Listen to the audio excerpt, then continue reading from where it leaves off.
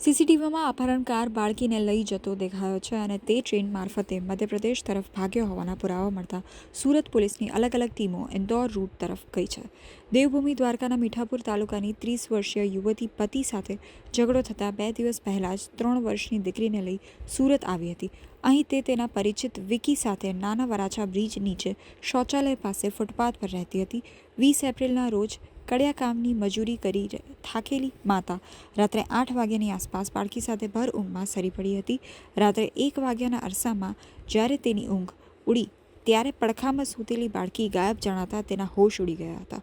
બાળકી ન મળતા તાત્કાલિક કાપોદ્રા પોલીસને જાણ કરી હતી, જેથી પીઆઈ એમઆર સોલંકી અને તેમની ટીમ આસપાસના સીસીટીવી ફૂટેજ ચેક કરતા જાણવા મળ્યું છે કે એક 30 વર્ષીય શખ્સ રાત્રે 9:30 વાગે બાળકીનું અપહરણ કરી રિક્ષામાં બેસી સુરત રેલવે સ્ટેશન પહોંચ્યો હતો।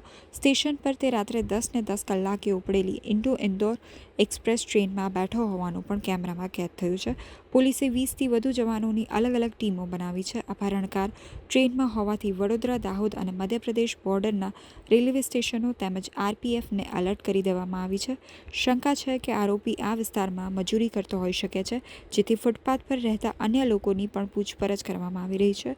પોલીસનું માનવું છે કે આ અપહરણ પૂર્વ નિયોજિત કાવતરું હતું। આરોપીઓએ જે રીતે રાત્રે 9:30 વાગે બાળકીને ઉપાડી અને તુરંત જ 10:10 વાગે ટ્રેન પકડી લીધી, તે જોતા તે બાળકી પર નજર રાખી રહ્યા હોય તેમ જણાય છે। સ્થાનિકોના કહેવા પ્રમાણે આ શખ્સ અગાઉ ક્યારેય આ વિસ્તારમાં જોવા મળ્યો નહોતો।